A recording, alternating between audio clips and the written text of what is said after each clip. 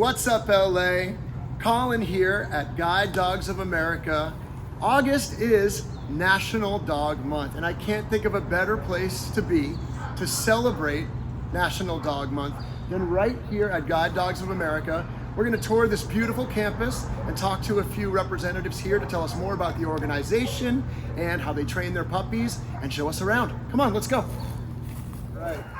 As you can hear, we are on this beautiful Guide Dogs of America campus, and we are surrounded by amazing dogs. But right next to me, I'm very lucky to have Cheryl Herman and Greg Steinmetz, who work here at Guide Dogs of America, and we're going to find out a little bit more about you both and about what you do here. Cheryl, tell us what your job description is. I am the director of the Guide and Service Dog Operations, Senior Director of Guide and Service Dog Operations. That's a new title for me. I oversee all of the dog training, all the puppy raising, so we breed, raise, and train all of the service dogs for visually impaired and for veterans, children with autism, and for facility handlers. We also have a therapy dog program, so I oversee all dog programs from breeding to the time that they get matched with somebody to retirement throughout that whole career with that dog. Lucky. It is a fantastic job.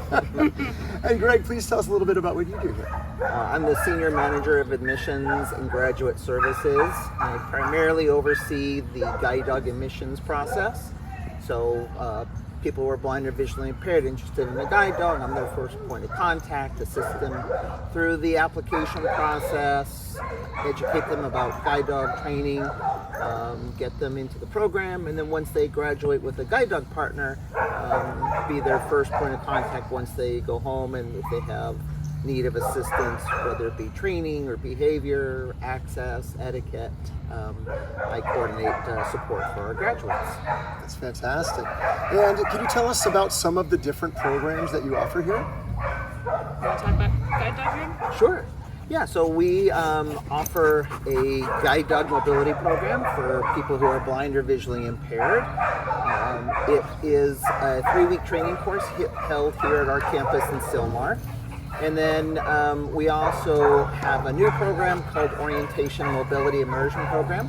So it's helping people who are blind or visually impaired learn how to travel independently using good orientation mobility skills and learning how to use a light cane, so that in the future, if they want to pursue a guide dog, they'll have some of the prerequisite skills. Fantastic.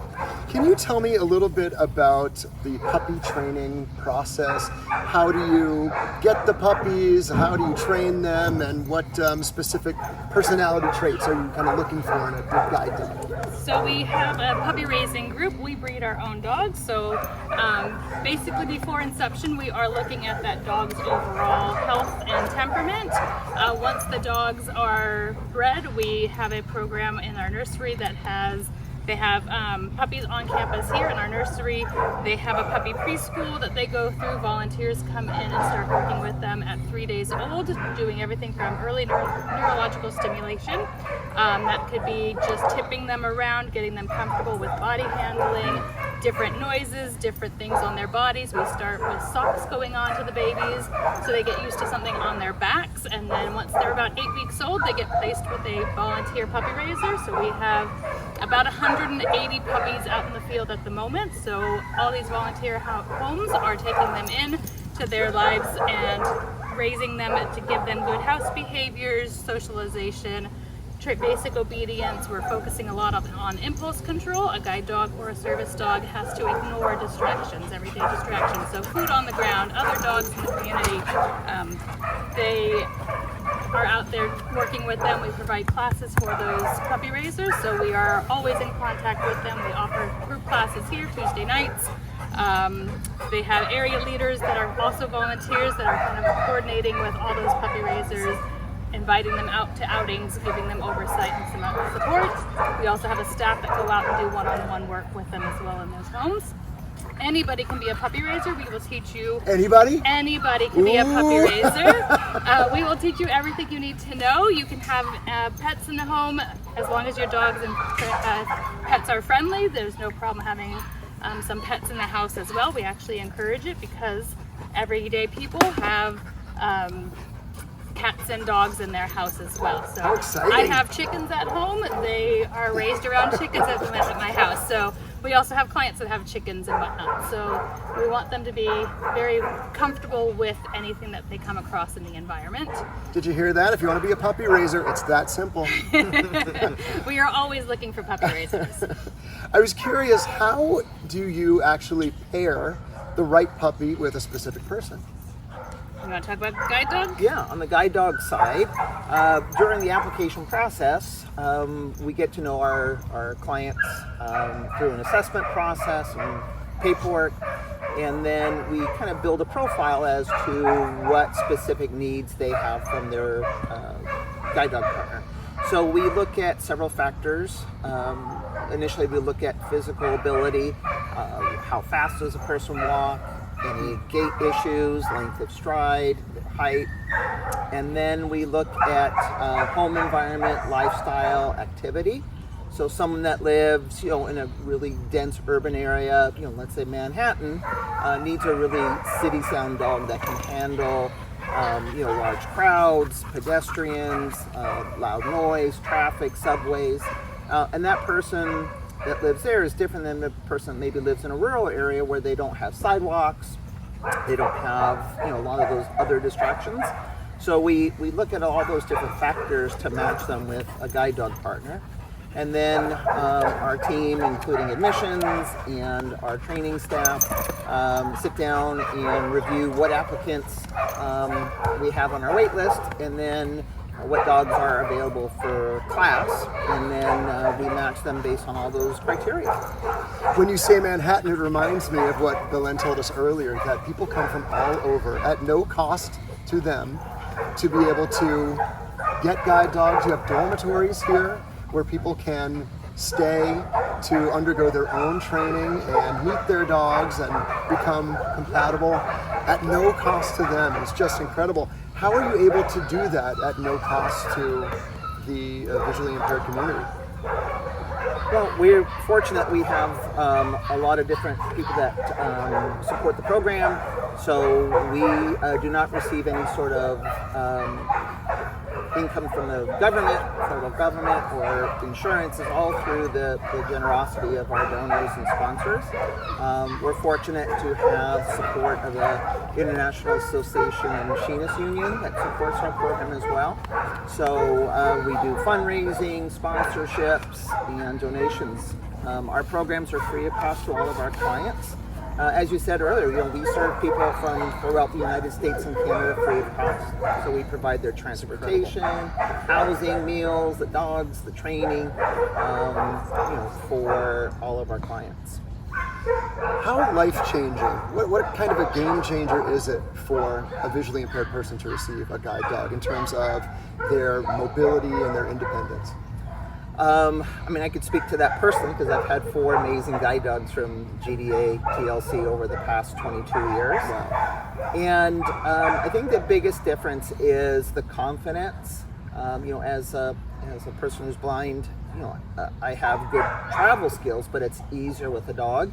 The dog is proactive in helping me, keep a straight line, avoid obstacles, stop for changes in elevation like stairs or curbs, and I think some of the value that the dogs bring, a cane doesn't detect overhangs, it won't find the door or find an open seat for me, so the dogs can help us in patterning and finding specific objects. So I think it's faster and smoother, and let's face it, it's hard to have a bad day when you got a good dog. I imagine so.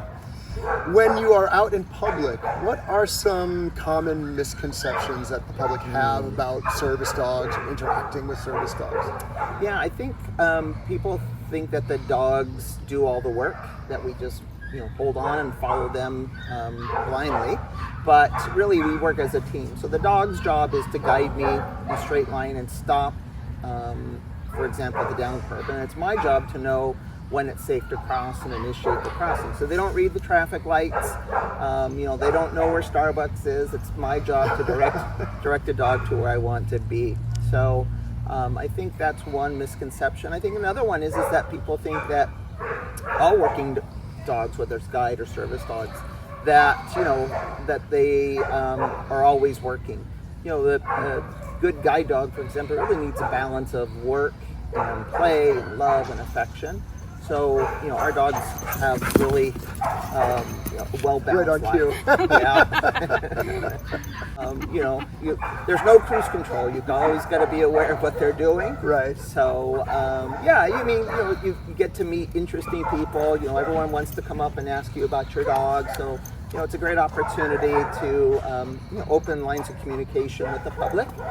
Oftentimes, for people who are blind, communication can be an issue, right? If someone comes up and says hello, if you're not making eye contact, it's hard to know. But if they come up and say, "What a beautiful dog," chances are, it's an opportunity to talk. Fantastic. For our viewers watching today, how can they learn more about Guide Dogs of America, and how can they help support you? On our website, guidedogsamerica.org, there are links to all of our programs, education about all of our different programs and how you can get involved. We're always open for donations. We obviously provide the services for our clients. The cameraman's getting licked like crazy by our dog. I'm sure he hates every second of it. So we charge free of charge to the clients to get their dogs, so somebody has to pay for that. It's all donations. We don't not get any government funding, so we rely on donations from an array of people. So Can you tell us that website? guidedogsamerica.org. It's that easy, folks. guidedogsofamerica.org. Well, we are so appreciative that you both took time out of your day to sit with me and share all about yourselves and about the amazing work that you do here. So check them out at guidedogsofamerica.org, and we'll see you soon. Thank you both so much. Thank you.